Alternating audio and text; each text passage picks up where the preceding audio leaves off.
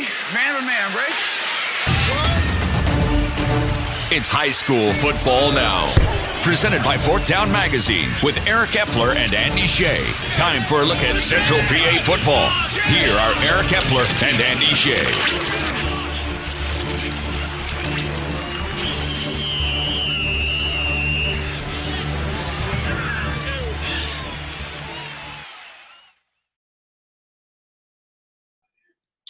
All right, welcome to another edition of High School Football Now, presented by Fourth Down Magazine. I don't know what week it is, but we're still having fun. We're ripping around Central PA, talking football. Mr. Shay, how are you? I'm good, Mr. Epler. How are you? That is a very... You like the style? I love the hat. It's a new background. It's not your normal background. It's not. I'm somewhere embedded in Delaware, caught this many fish this week, the last couple days. This many, none. How's the boat? Boat's running strong. There you go. Caught some crabbies though. Got some crabbies, but no fish. No fish. I guess it's too cold. They all went south. I don't know. Anyway, welcome to another edition of High School Football Now. Let's get everybody up to snuff. What's going to happen over the next 60 minutes of Central PA football? Quarter number one, week that was. We're going to look at a couple games that surprised us. Yep. Couple solid wins by some clubs. Quarter number two, it's time, eh? It's always time this time of year. It's early, but we're going to look at the District 3 power ratings, have a little roundtable discussion. We're going to tell you who we think gets in 1 through 4 in the top 4 classifications, and the 2 teams in 1A and 2A who will make the District 3 playoffs. We'll get you up to speed there. Quarter number 3. Huh? Made me look at them. Yes, I'd make you look at them. Every season, you have to. There comes a point when you must look at them. I did. A lot of teams are looking at them this week. Yeah, there are, because it's a really short field, and there's some teams in that 5, 6, 7 spot that are crunching numbers and looking at schedules. You're right. Exactly, and cold calling around to maybe pick up a game or two. Anyway, we'll talk about that in quarter number two. Quarter number 3, we got a couple of Mechanicsburg Wildcats. They're going to join us right here. Quarterback Micah Brubaker will be, and wide receiver D-back James Anderson will join us. And, of course, quarter number 4, you raise it up. What are picks and predictions? Shepler Cup. Somebody might have fallen a little further behind, or maybe not. We'll see. We'll talk about that in quarter number 4. All right, let's get right down to it. Quarter number 1, the week that was Middletown 20, Boiling Springs 16. This was your game. I was over at War Memorial on Friday night. Good football game, right? So the question you wanted to ask yourself was, were the Bubblers ready, right? They were 3-0, coming off an 0-10 season. Yep. They had the look of, could they compete at this level, right? Middletown's, as you know, Coach Zell put it, they've been the bully on the block, right? You got to stand up to the bully on the block, and you're going to see. They were there, right? Everything you could ask for out of them, I think you did. They played a pretty darn good football game. They showed a little bit of everything. It was just an all around good football game. You knew it was going to be about running the football. Both teams are wing T for Boiling Springs, and Middletown is just going to shove the ball down your throat until you stop them, right? So it's no surprise that Tymir Jackson had 175 stripes for Middletown, and Joseph Menke had 101 yards on 12 carries for Boiling Springs. What Boiling Springs needs in the wing T, they have a little bit of everything, so it works for them, right? The big difference in this game, and it was huge, was that beast that is Tajay Brody and the aforementioned Tymir Jackson on defense up front. Every time Boiling Springs tried to pass the ball, and it wasn't very often, they only attempted 8 passes. Other than the very first one, which was on the very first play of the game, he was under siege. Colin Lundy was under siege. He had no chance to get the ball off. And in the end, that cost them because they were so one-dimensional, right? And in the end, they had the ball. They got an onside kick on a beautifully executed onside kick. They had a minute and, change, about a minute 30, minute 40, and they were down 4. right? They got the ball at midfield. They can't get a pass off. They literally can't get a pass off. So, and they made a couple crucial mistakes, Boiling Springs did, that you can't make against Middletown. They had first and goal at the 2 and they fumbled, and they had a touchdown call back on a holding penalty. They only had 3 penalties for 35 yards. So that hurt. Those kind of misses against Middletown in a tight game, those are going to hurt, yeah, right? They matter. They certainly matter. They do. Boiling Springs defense came out with 2 goal line stands twice in the second half. Middletown got inside the Boiling Springs 10, 0 points. Middletown had first and goal at the 1. Slammed Tymer Jackson on it. First down, second down, third down. No. They stopped them. So in the end, the right team won, right? The right team won the game because they were the more complete team on that night. But I'll tell you what, the loser, they showed up and they acquitted themselves very, very well. Yeah, you mentioned the first sentence you said about them. You know, everybody was still had the big mystery was, can Boiling Springs be as physical as they need to be to not only compete in this game but have a chance to win? And they certainly answered that. They answered that. They absolutely did.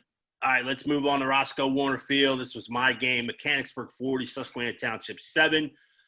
You know, I walked away from this game obviously impressed with what Mechanicsburg is doing. I don't think the winner was not a surprise. Susquehanna Township had not played football for 18 days, so you're under the gun as it is. But, you know, Susquehanna Township, I felt almost bad that I didn't see a better game, because the Indians moved the ball. They did move the ball in large chunks at times. They sustained some drives here and there, but every single time, interception. Mechanicsburg had 5 interceptions, 5 different defensive backs had picks in this game. And, you know, 4 of them, I think 3 of them came in the first half, I believe. And the game was really over, scoreboard-wise, in a heartbeat. Right. You know, 3 or 4 minutes to go in the first quarter, and this game was realistically over as far as who's going to win. Was not all Donald Leach, the quarterback for Susquehanna Township, was not all of his fault. He had 2 passes that were right on guys' shoulder pads, bounced off, carom, interception, things like that. But 2 came inside the end zone, too, Mechanicsburg's own end zone, to spoil drives. I mean, they had 18 first downs in this game. Now, I'm not dismissing what Mechanicsburg did in this game. Certainly the better football team. Execution-wise, they did what they needed to do. Micah Brubaker did what he needed to do. Couple long touchdown passes, and there you have it. But 18 first downs in a 47 game, you rarely see that from the opposition, from the losing side, having 18 first downs. So 5 interceptions, dude. That's it. Very good win for Mechanicsburg. But I almost felt bad, like we didn't see this when maybe Susquehanna had 3 or 4 games under their belt. Right, and the other part of it is it's the violent starts by Mechanicsburg. Like they're 35-0 against Shippensburg. 42-0 against Greencastle. And what was it? What was the halftime score in your game? It was 27. I think it was 27-0. 27-0. Yeah. Do the math, right? They're coming out in the first 2 quarters and taking care of business. Yeah, absolutely. They're absolutely doing it. All right, moving on. Warwick 48, Solanco 14. This was a big one for Section 2 in the Lancaster-Lebanon League. Not surprised by this. Solanco, we talked last week about the Mules earning this shot, right, to knock off these 3 guys in a row in Section 2, which is ridiculously unheard of. We said no chance. And it's just, I mean, Warwick's just a team that leans on you. I mean, right. Obviously everybody wants to talk about Nolan Rucci, you know, the Wisconsin recruit, 6'8", you know, he could probably dunk without jumping. He's a monster. But, you know, the other guys they have up front there are really, really physical, and that takes a toll. And Solanco played 2 tough opponents to get to this point. So 48-14 is not a big surprise. Colt Miller is still on. He had 5 more touchdowns here. I think he had 30 last year on the season, and he's probably more than halfway already through 5 games. Yeah. So the running game has just been impressive. 234 for Miller and 5 TDs in this one, and it was lights out. So the flip side of it, the thing about this game for me, Solanco can't throw the ball, right? No. If you can't have at least a little semblance of balance against Warwick, that's a fatal flaw, and you're going to always lose that game. Yeah, you got to show something else. Right. and they were not unable to do that. Right. So when you need high quality printing that is affordable and completed on a tight deadline, choose Fortney Printing. Fortney Printing has been locally owned and trusted for more than 3 decades. Whether you're a large corporate client or a team, school, or individual with a small job, Fortney Printing will treat you like family. Call or email today for a quote and mention Fourth Down Magazine, 717-939-6422, or email Adam at FortneyPrinting.com. Fortney Printing, your trusted source for promotional items, printing, and PP&E in the Harrisburg area. All right, Ed, let's keep going. All righty, you can't get to 5-0, Shay, without getting to 4-0 first, right? Hershey, 24, Mifflin County, 14. Trojans keep it going. Yeah, it wasn't easy for the Trojans, right? Yeah. And it was their defense, which has been sort of a silent, very big key for them. They gave up some yards to the Huskies. The quarterback was running the ball well from Mifflin County until he got hurt. But they came up huge in this one. They came up with a goal line stand, and I think it was in the third quarter, and it was still a tight game. Mifflin County had first and goal at the 1 and didn't score. So Hershey's 4-0 for the first time since 2011, right? Yes, that is correct. 2011, yeah. They got to 7-0 that year. 7-0, and then McDevitt. They played McDevitt at the Concrete Palace, and I was there. And to protect the innocent, I'm not going to tell you what happened. Yes, exactly. It was badness. That was not a good one. Yeah. All right. Moving on. Central Dauphin 49, Altoona 20. This game was a 21-13 CD lead at halftime. That's the nugget that sort of stands out, right? I mean, I guess you could say, hey, listen, the game is 48 minutes, and the end result was a 29-point win. Altoona's got the Rams in a dogfight. It does speak to where this Altoona franchise is moving. Marcus Gray's a tough customer, quarterback for them. He gave these guys a little bit fits, and they scored. They got the game into the second half, which not a lot of people believed they would. So good performance for Altoona, but still another victory for CD. Yeah, CD they scored 21 unanswered in the third, so that was their response, right?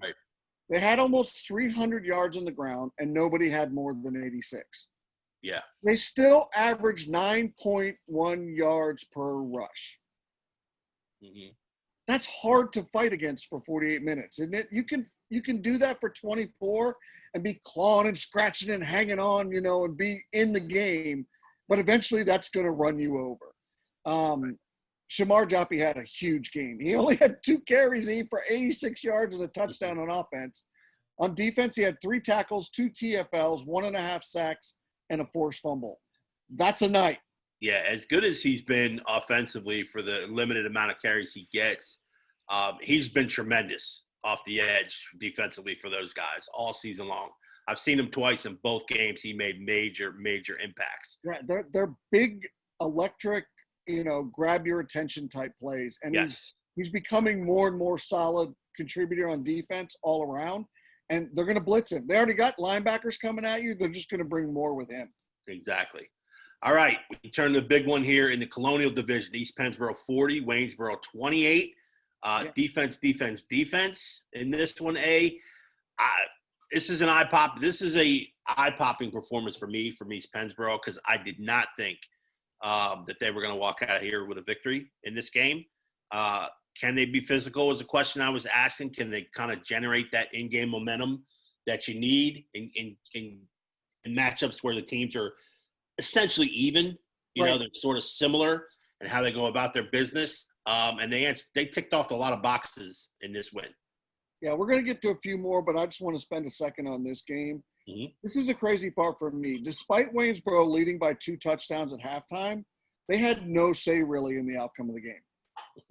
None. I mean, it was always East Pennsboro's result to get. Waynesboro scored on a pair of special teams touchdowns. They had a block punt they recovered in the end zone and a 97-yard kickoff return.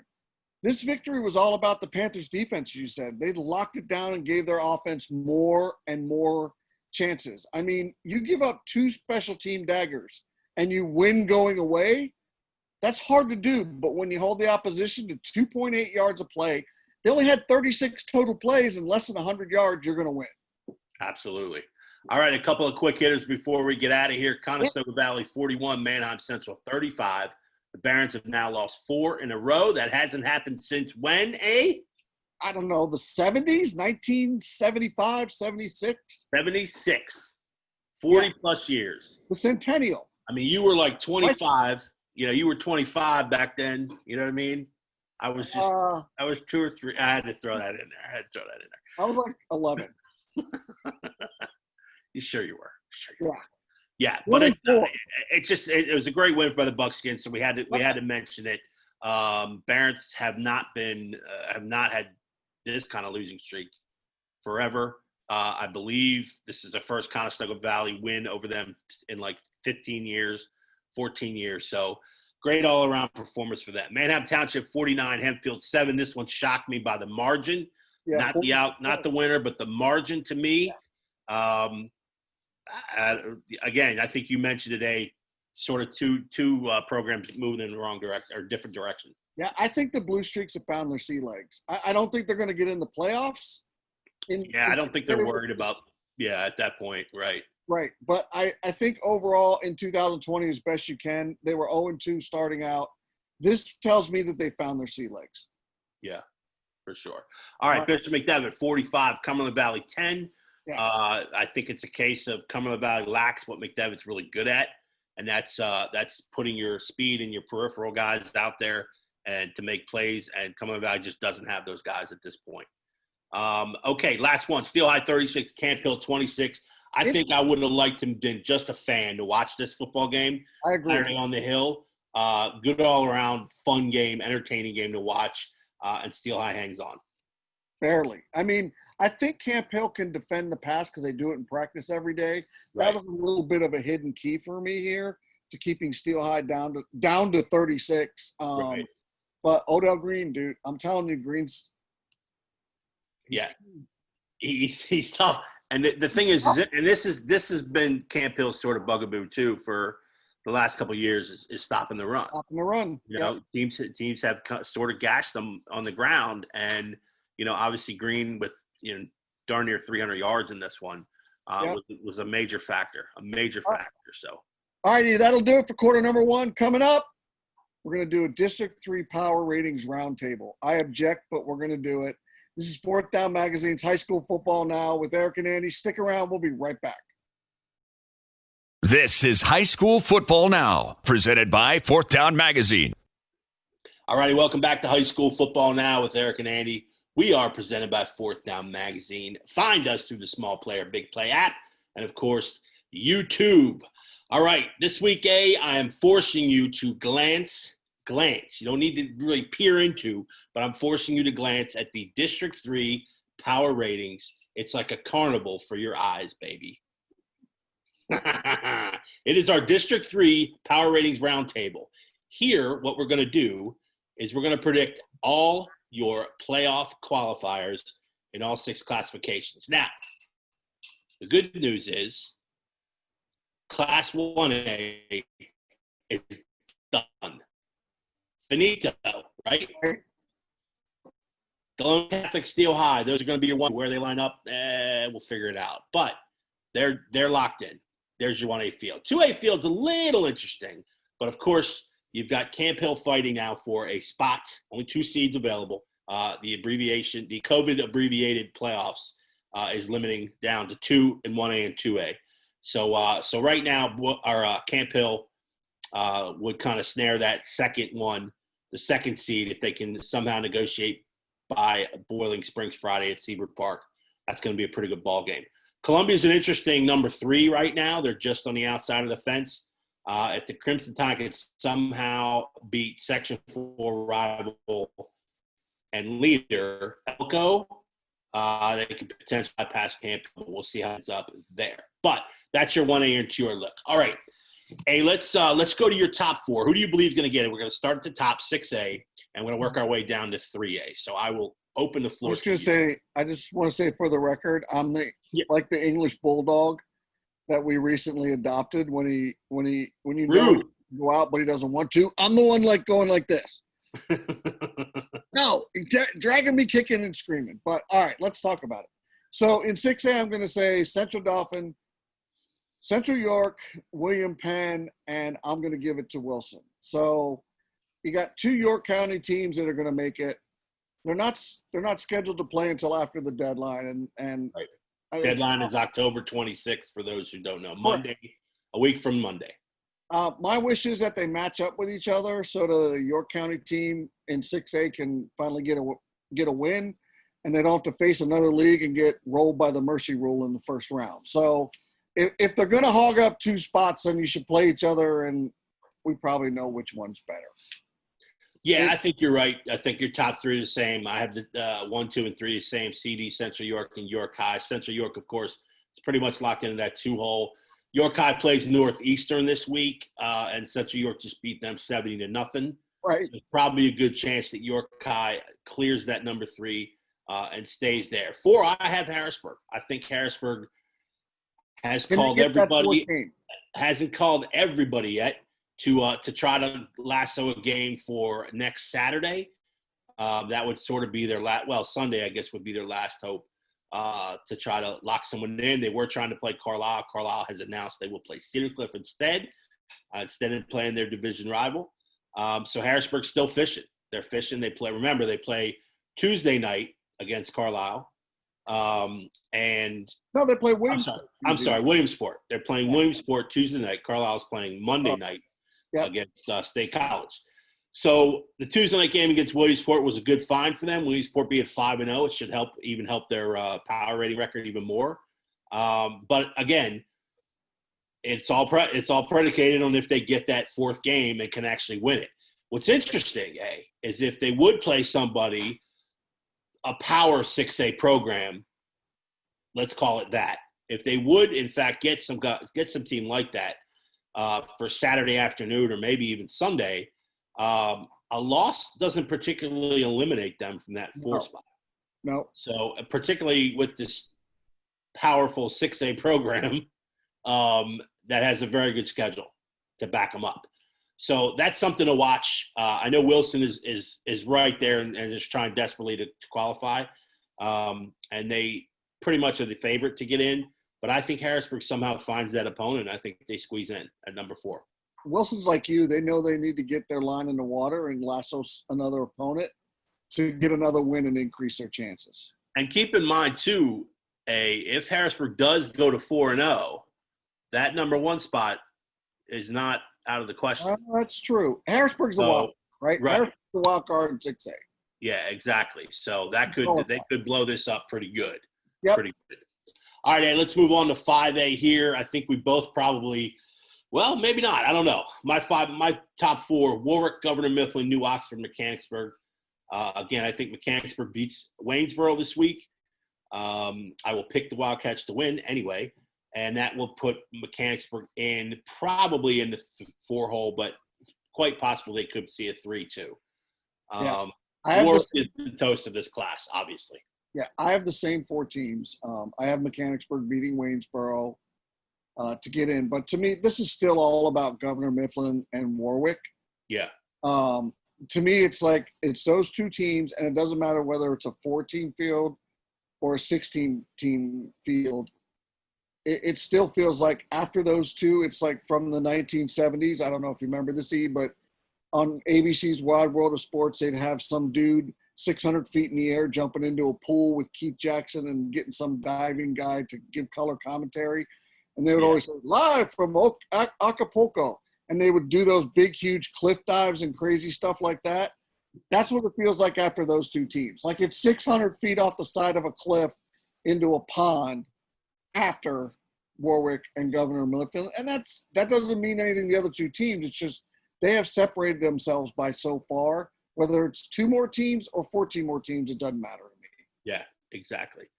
Yeah, the win and the Warwick win, if Warwick would actually beat Cocalico, what they're expected to do, it's definitely going to mean more than Governor Mifflin, who's of course in that spot now against Daniel Boone, because Daniel Boone's schedule is not quite there, and obviously they're not one of the top teams. So we think Warwick will sneak in. So, okay, moving on. 4A. This one has a little bit of interest, top and a little bit of interest at the bottom. For me, I have Elko. I believe they will beat Columbia and kind of barely hold on to that top spot. Then you've got Lampeter, Strasburg, Bishop McDevitt, and Northern. I have Northern qualifying in the 4 spot. Yeah, they're on the outside looking in right now, right? Yes. Yeah, I think I am going to take the same 4 teams, right? Defending champion Cocalico, they have to play Warwick this week, and that's going to leave a mark, right? Just Warwick does that. Yeah, I mean, Warwick's definitely the favorite. They, obviously Cocalico could blow this all up, right? So Northern host 0-2 Hannah, who you said did some good things last week, right? And Northern can really help itself with a win to get to 5-0.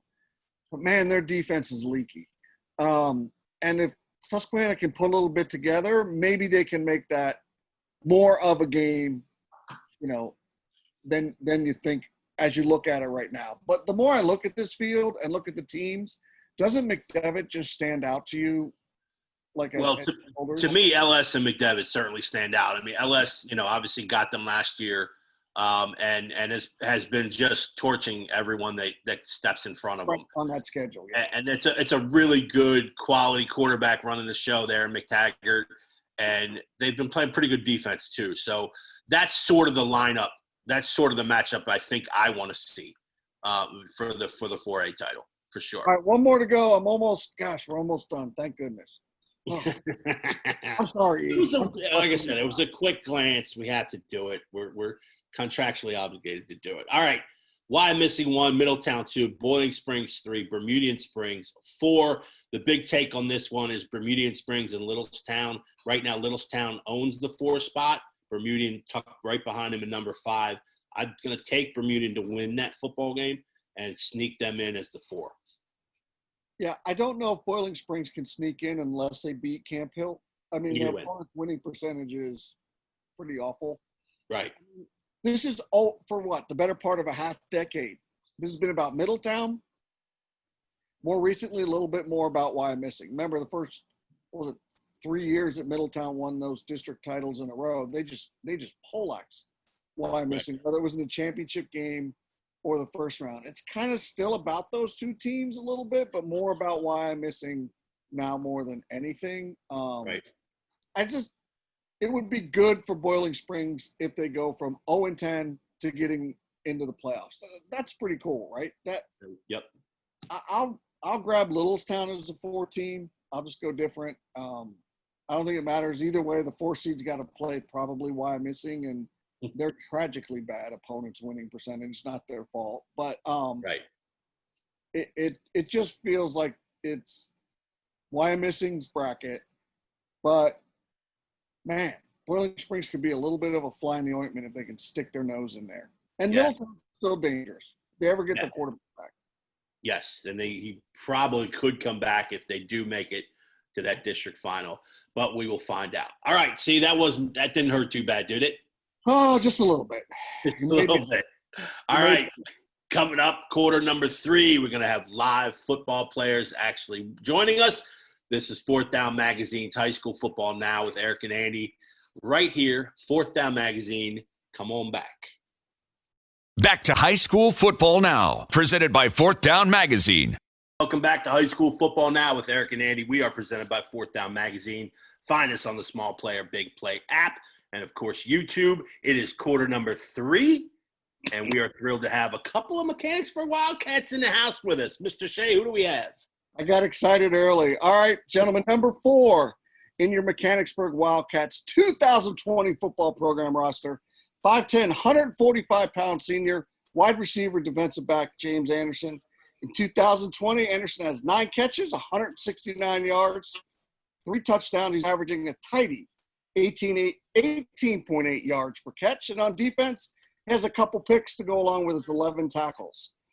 Number 11 on your Wildcats roster, 6'2", 185-pound senior quarterback, Micah Brubaker. The dual threat, he's accounted for 15 touchdowns in 4 games, 8 rushing, 7 passing. And according to Epler, he has exactly 1,000 yards of total offense going into the game this week, 601 passing, 399 yards rushing. I'd also like to point out that Micah has completed 78% of his passes this season.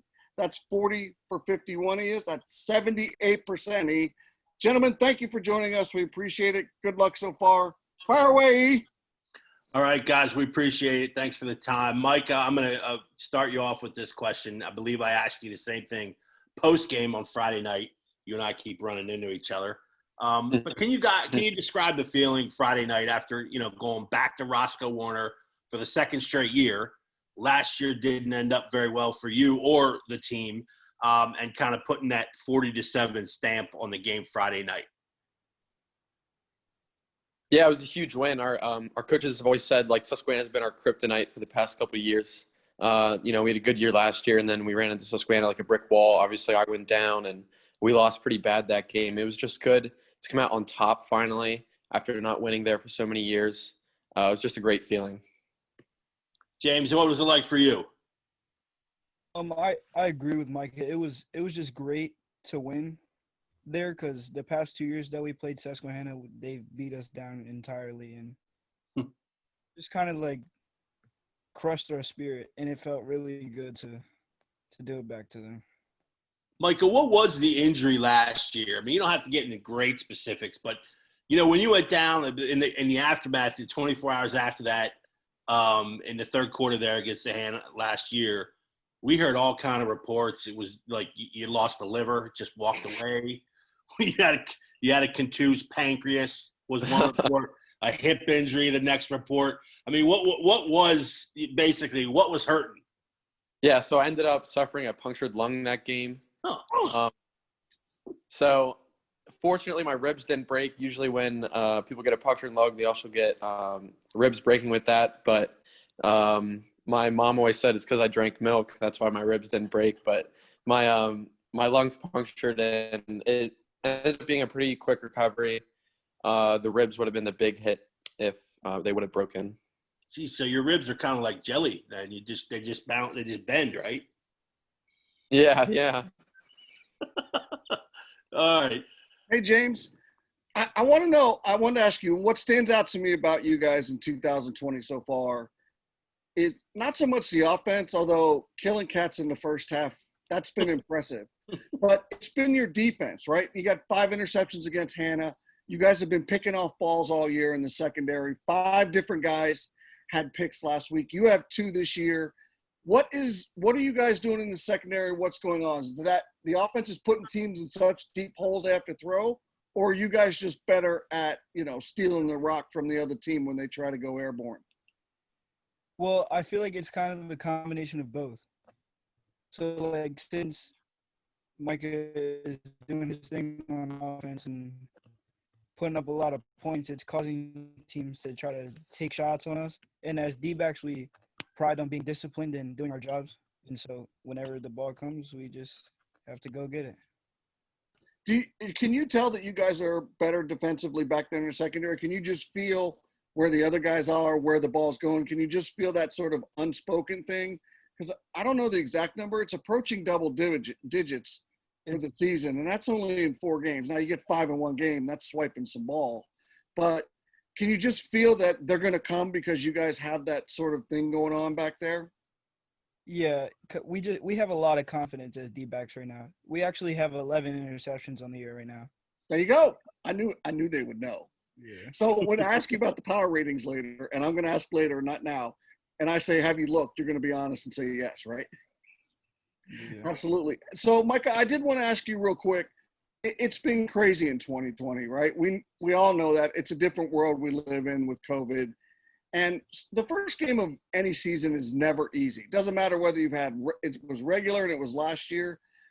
For you, what was toughest about week 1 overall and getting through that game? What was the hardest part in this new world we live in about getting through 1 week and playing a game that now that you can look back on it? I think it was just getting used to the new environment that we were going to play in for this season. Not a lot of fans. The crowd really isn't a factor this year, which kind of helps with communication, but it was definitely weird playing that Friday night without any crowds. I was yelling and I could hear the echo in the background, expecting my guys not to be able to hear me. But, just the environment we were playing in. Have you had to change your calls because it's so quiet? It's more quiet than it has been, you know what I mean? Become more sneaky with the calls you make at the line and the changes and stuff like that? Or is it the same old stuff? It's pretty much the same old stuff. A bunch of our calls are silent. You know, we get our signals from the sideline, so that stuff is already kind of built in. The one thing that has helped though is the snap count. You know, getting guys to jump off sides. The hard count has become a lot Hard. easier. Sweet. All righty, back at you. This question is for both you guys, and Mike, you need to be honest here about this. Seriously, like how many plays during a game do you just draw up in the dirt?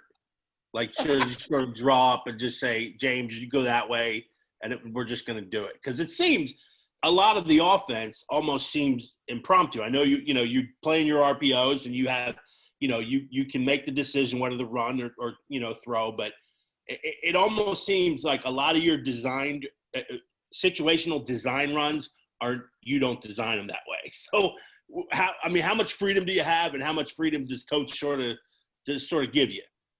Yeah, so a lot of those plays are either me scrambling around and making a throw to a guy who's, wide open on the other side of the field, or, it might have been a bad snap, or I dropped the snap at first and I just figured, okay, let me get something out of this, and it ends up being a big play. But, our guys have a lot of freedom to we have a lot of plays where our guys kind of decide our routes. We have a bunch of option routes. We work on scramble drill all the time in practice just because, we know that I'm going to get out of the pocket. We know that I'm going to be flushed out, and our guys are able to get open out in the open field. James, this one's for you too. I mean, you guys don't get to 4-0 without the big guys up front taking care of business and opening lanes for you and giving Mike a time so he can find his myriad wide receivers. It seems like you got 6 or 7 guys who can go out and catch the ball. So what's the noticeable difference from those guys up front that sort of allow this sort of offense to click?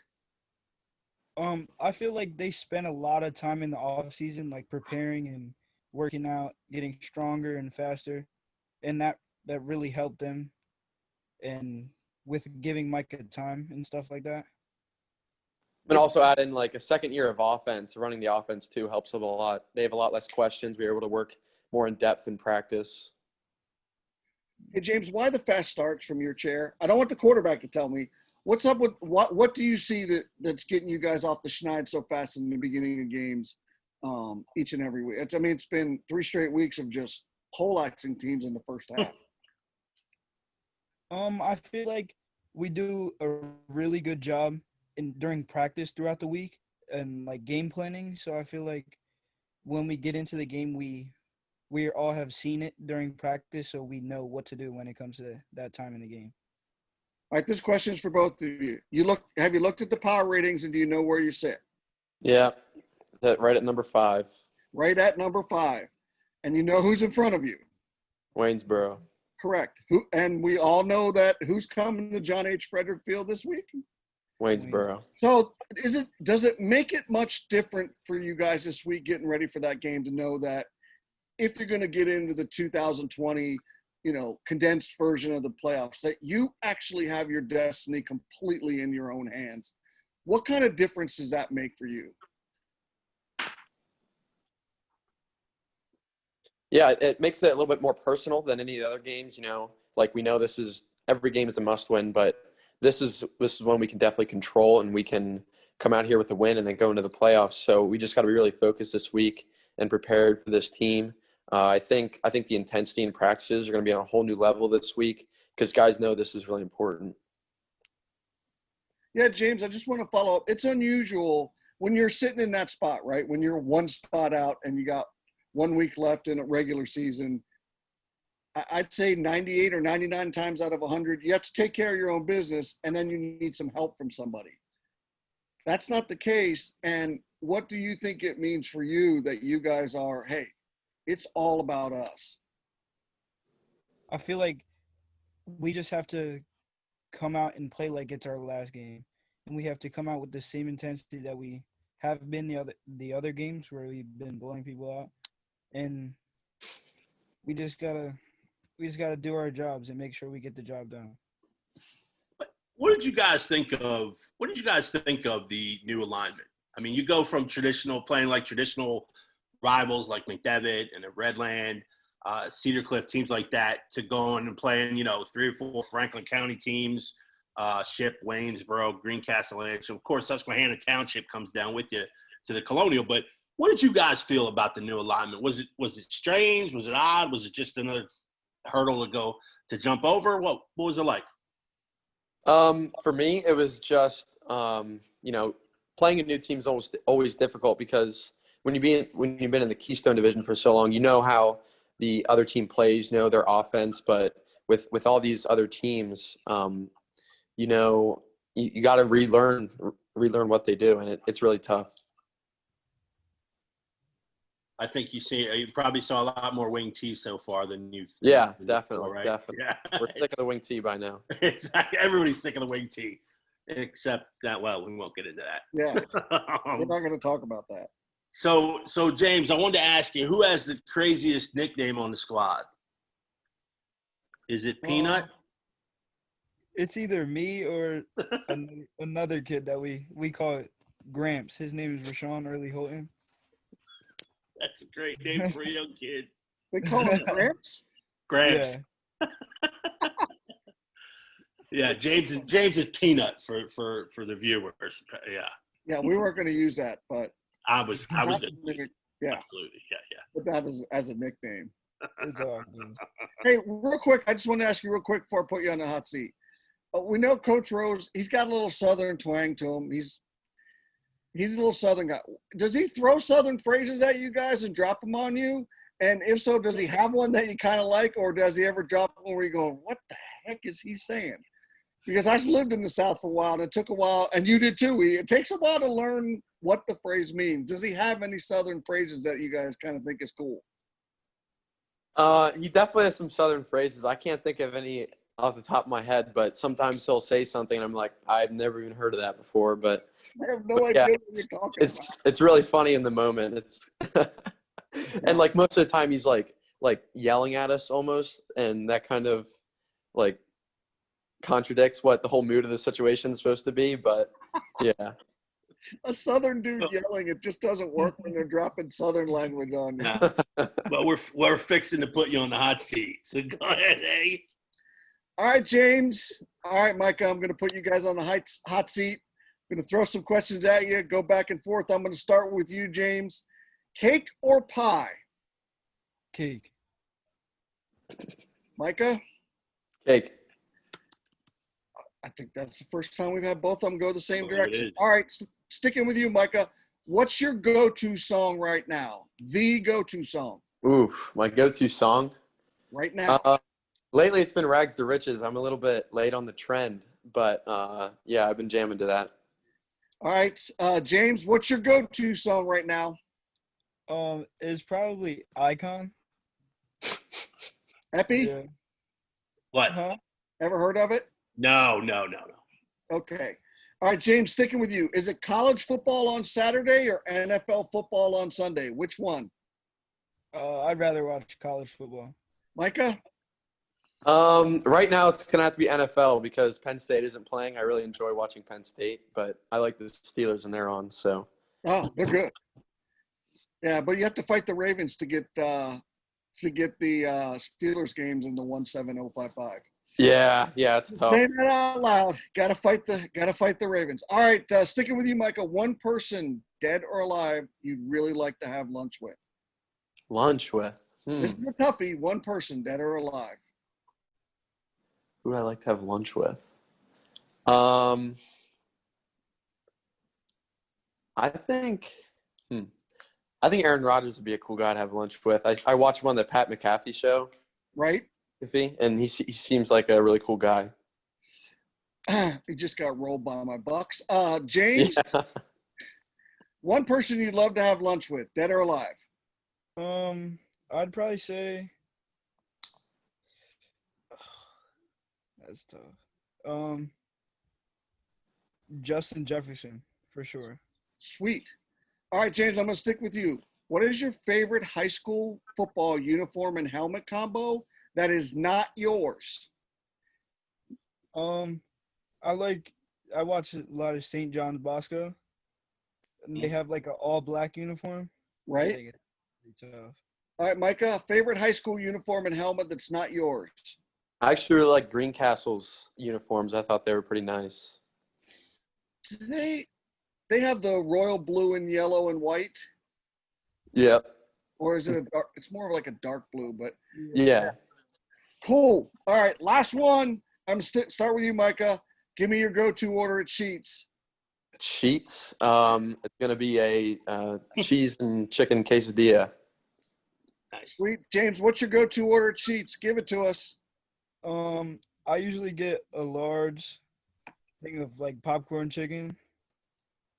Strong. With a Any Ferrero sides? milkshake. They ask you 9 times if you want a side. Do you get sides with that? Yeah, I do. I get like French fries, and I do have like nacho cheese as my dipping sauce for the fries. There you go. All right, Nice. back at you. Nice. Guys, thank you so much for your time. Congratulations on the great start, 4-0. Stay safe, healthy. Tell Coach Rose and the gang we said hello, and best of luck this week against Waynesboro. We appreciate Thanks for having us. Thank you. Thanks, guys. Thank you, Take care. gents. See ya. All right, coming up quarter number 4, it's our picks and predictions. Get ready for a big week of high school football. This is Fourth Down Magazine's High School Football Now with Eric and Andy. Come on back. This is High School Football Now, presented by Fourth Down Magazine. Okay, welcome back to High School Football Now with Eric and Andy. We are presented by Fourth Down Magazine and hosted by the engaging Small Player Big Play app. Our picks and predictions, of course, are presented by Crown Trophy. Go to crowntrophy.com for all your trophy needs. All right, Shepler Cup update. Last week, you had a good week. You went 7-3. Not bad, right? 7-3. And now I went 8-2. Yeah. You're now 3 games behind. That's a I gap. am. It's all right. I'll come back. I got no problem. Judging how the season goes on and on forever during COVID-19, so I got plenty of time. I am 30-9 overall. You are 27-12 and losing ground rapidly. Let's get to this week's games. We're not going to put a number on it because we have no idea what week we're in. Right. We just know it's the next week that they play, right? So let's start with a Tuesday night game. Yeah, TNF, Tuesday night football in high school. It's those crazy schedule. We'll play anybody, anywhere. We need 4 games. Harrisburg Cougars. Right. They're going to travel to Williamsport at Williamsport High School Stadium and play the Millionaires, who are 5-0. What do you think, E? Yeah, the Millionaires are 5-0. They've done well. They've handled their business, but they've played teams who are 10-16 combined overall. Yeah. I don't think they're fully prepared for Harrisburg's line. There's some nice athletes at Williamsport, and I think they match up in some spots. Some is not enough to beat this Harrisburg team, who are just itching to get back on the field, and they may play 4 games in 7 days. It seems like anything to get to that 4-0 mark. And again, I think they will get to 3-0 here, and I think they'll get a Tuesday night special victory in Williamsport. I'm taking the Cougars. I will take Harrisburg as well. Like I said, the Millionaires are unbeaten. They've played some pretty good defense, but the schedule matters. They're allowing 13 or fewer points in the last 4 games. Good for them taking the game with the Cougars on a Tuesday night to help Harrisburg out. They're balanced offensively. They can run or pass. It's been extremely easy for the Cougars so far to get to 2-0. Why do I agree with you and think it continues to be easy? I'll take Harrisburg. All right, John Gursky Stadium, Friday night, 3-2 Hempfield is going to play at the 4-1 Wilson Bulldogs. What do you think, Epler? Well, Bulldogs do need a W against a quality opponent. Hempfield is sort of, 2 weeks ago we were looking very, very good. Now things not so much at 3-2 overall. They got thumped by Manheim Township last week. There's no way. Yeah, it was 49-7. That is a thumping. So that has me worried. That has me worried about Hempfield. Obviously, out of not completely out of the playoff picture, but mathematically almost out. So Wilson's a team that desperately needs the W to kind of get in. They're riding a 4-game streak. So I'll take Wilson. I will take Wilson as well. This to me just feels like trains going in the opposite directions here. Yes. Enfield just got drilled by Manheim Township by 42. And Wilson has done what Doug Dom's teams always do. They respond to adversity and they get better. This one feels like a wide gap to me right now. So I'll take the Bulldogs. Very interesting game at Seabird Park, Friday night, 7 o'clock, where the Camp Hill Lions at 2-1 will host the 3-1 Boiling Spring Bubblers. Both teams are coming off their first loss of the season, E. Yeah. You know, you get the sense, too. I mean, Camp Hill obviously gave a blue-collar effort at Steel High on Saturday. Don't you get the feeling that if they had not had to stop sort of all activities in that 1 week where they were supposed to play Newport, right, or whatever, and they lost basically 10, 12 days of football, this would be even more interesting. And Camp Hill would be probably already locked in to the postseason by now. I was very impressed with Camp Hill's last performance. I wasn't sure that they sort of had that sort of gumption to them, that kind of grit that you need. So I was impressed. Daniel Schuster, obviously 400-plus yards. You don't see that every day. But there is still a issue defensively. There is. Stopping the run, and that's Boiling Springs' bread and butter. And they proved it last week against Middletown that they could play their style against a really good opponent and be effective. So I'm going to take the roadie here. I'm going to take Boiling Springs to win this football game. I'll take the Bubblers as well. It's a tough call for me, right? Both teams are coming off what you would say are good losses, right? Where they performed well, did a lot of things right, and they just didn't get the results. The stark contrast in styles, it kind of is the thing that makes it a tough call for me, right? The Bubblers, right, they're going to try and wing tee the Lions to death, pound the rock, hog the clock, use their three backs in every way possible. They don't care about – this is a game where they don't care if they throw a pass, right? Right. They don't – that's even better for them. Schuster's going to throw the rock all over the lot. It's just what they're going to do. I see Camp Hill having success based on what I saw from the Bubblers secondary against Middletown. That's why I hesitate, but I'm still going to take the ball control and the wing tee in this matchup. All right, let's move it on. 3-1 Waynesboro is going to go to 4-0 Mechanicsburg. There is a district playoff spot on the line in this one at John H. Frederick Field. No other way to put it. Yeah, it appears the last 5A spot belongs to one of these two teams, whichever comes out ahead. We talked preseason a lot about Mechanicsburg moving down to the Colonial Division, shaking that division up, because we knew what we saw, a lot of great things out of Micah Brubaker and those guys last year. It didn't always turn into victories. But they made the push to the playoffs, and they got the matchup against Warwick and saw what that looked like. And I think they said, hey, this is what we need to be. They're proving it right now. I think Brubaker's a little too much for Waynesboro in this matchup, so I will take Mechanicsburg at home. So I'll take Mechanicsburg as well. I think East Pennsboro kind of burst Waynesboro's bubble, and they exposed him a little bit, right, by locking him down and holding him to less than 100 yards of total offense. Mm-hmm. That's the big surprise for me. And, oh, by the way, the Wildcats play pretty good defense too, right? I just think Mechanicsburg has way too much speed in this matchup. Yeah. I just think the speed is the thing that's going to kill Waynesboro and be the biggest difference in the game. All right, a couple of 1 and 3 squads keeping it rolling. Chambersburg is at Cumberland Valley. They're going to go to Harry Chapman Field Friday night at 7 o'clock. Who knows, right? Yeah, I mean, who knows? I mean, I hope there's still some fight in both of these teams, because I saw Chambersburg in week 1 against CD. I saw some good things, but that game got completely out of hand. Cumberland Valley coming off of the loss to McDevitt, where's their head? And sort of how much fight do these teams have in them? I'm hoping it's a lot, because on paper this should be a pretty good football game to watch. I'll take the home team. I'll take Cumberland Valley. I think they find some offense and maybe win like a 17-14 kind of game. I'll take Chambersburg. It's a coin toss game for me.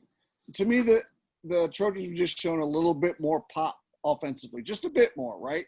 Yeah. And it doesn't matter whether the Eagles are struggling or whether they're world beaters. Beating Cumberland Valley still means something, right? If you're in that division.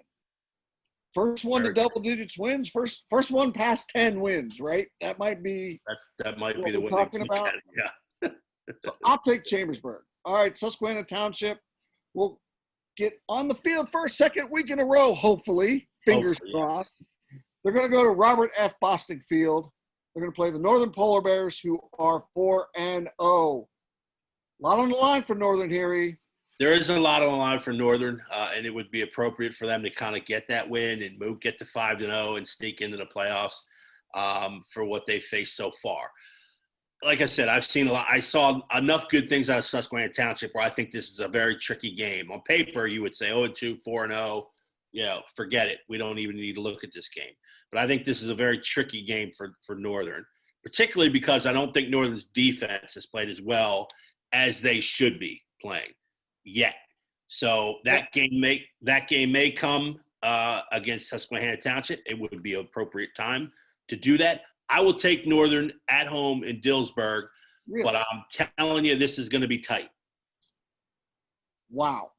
I picked Northern as well. I thought we'd go opposite here. I don't feel as comfortable or as confident as I should with a 4-0 team taking on an 0-2 team that kind of battled COVID-19 every step of the way this year, it seems, since Susquehanna Township's done that. I just think the Polar Bears defense has been a little leaky against the Indians. That could be a really fine and dangerous line. You and I both said about Northern's defense, we both think that if they get a quality effort from their defense, we know they have enough pop on offense, right? Right. We know they have what they need on offense, and the quarterback's pulling a beautiful trigger and running that thing clean, efficient, and well. Can they not be leaky on defense? Because if you get leaky against the Indians and they get a little bit of, we can do this. Yep. That could be dangerous. Absolutely. All right, keeping us moving on. 1-3 Shippensburg is at East Pennsboro. Panthers are 3-1. Excuse me. This is at George R. Saxon Memorial Field, Friday night, 7:00. 1-3 versus 3-1. Is it that easy? No, it's not that easy. I mean, Shippensburg obviously should be at this point. Obviously, the playoffs. They're not thinking playoffs. They should be loose. They should be ready to kind of rattle the cage. They got their first dub last week. So they should be ready to come into Saxon and play a very competitive football game. I didn't get on the East Penn bus last week. I should have been on it. I should have saw this coming. But the performance that they put against Waynesboro was very impressive to me. So I will take the host Panthers. I'll take East Pennsboro as well. Excuse me. The Panthers, they allow, less than 100 yards a game on the ground. Yeah. So they're solid defensively against the run. Now, you can throw on them. And they'll give up some points. My question is Ship in a position to seize on that weakness of an opponent and make it matter at this point? It just doesn't feel like they have that for this game, right? Plus, hey, East Pennsboro is 20-3 overall against Shippensburg. So I'll take the Panthers. All right, can Newport get back on the field? COVID-19, cross our fingers. 2-0 Newport at 3-1 Lime Mountain, Friday night at Glen Ressler Field, a Tri-Valley League rest in peace matchup.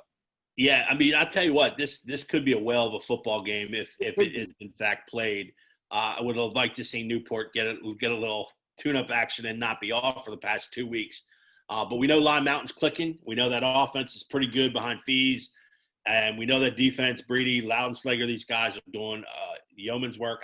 I'm going to take Lime Mountain. I think they get it done. I think the majority of people would probably take Newport in this situation, but just not knowing where they're at this point after 2 weeks vacant, you have to go with the hot hand.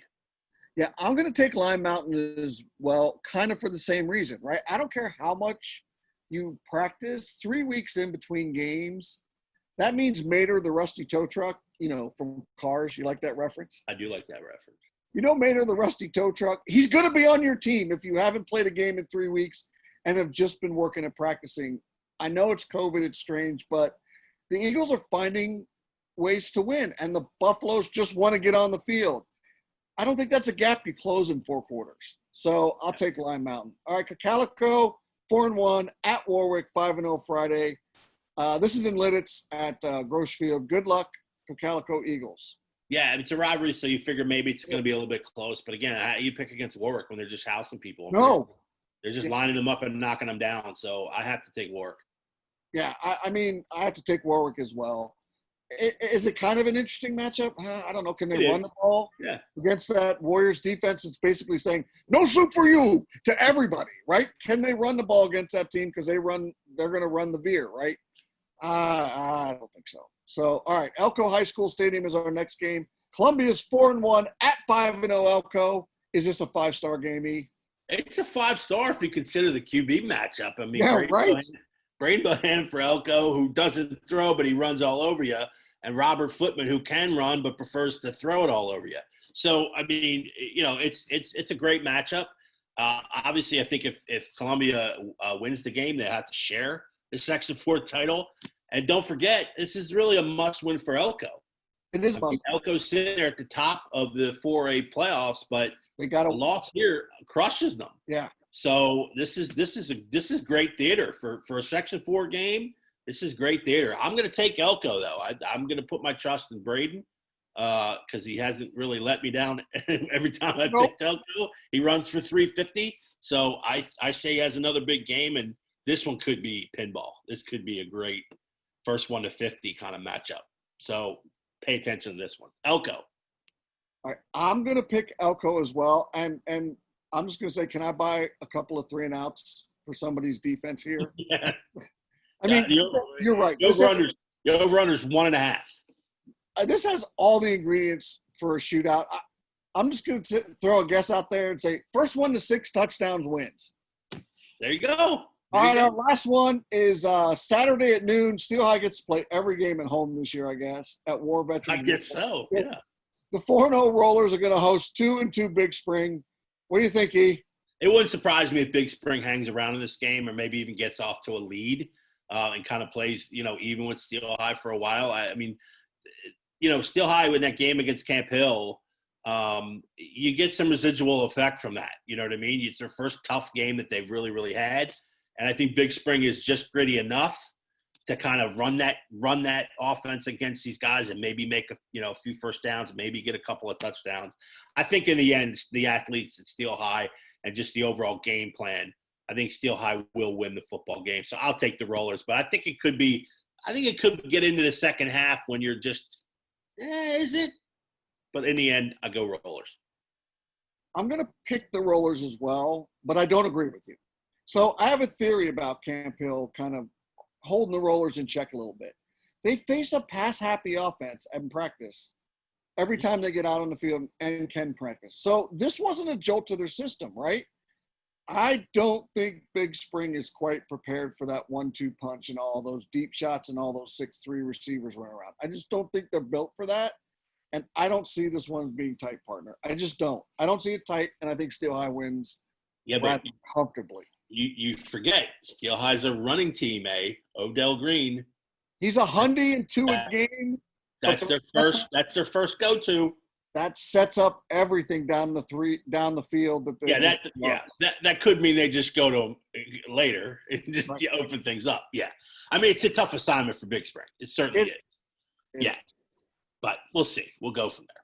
All right, that'll do it for this edition of High School Football Now with Eric and Andy. We thank you so much for joining us. We're presented by Fourth Down Magazine. Special thanks, of course, to our Mechanicsburg Wildcats. Yes, sir. Michael Brubaker and James Anderson for joining us. Those guys are 4-0, and they have a big matchup with Waynesboro coming up on Friday night. Must win to sort of get into the playoffs here. We're already talking playoffs, so next week we'll be talking more playoffs. So thanks, Appreciate it. Thanks, Double E. All right. Catch us next week, of course, right here. High School Football Now with Eric and Andy, presented by Fourth Down Magazine. Have a great week. See ya.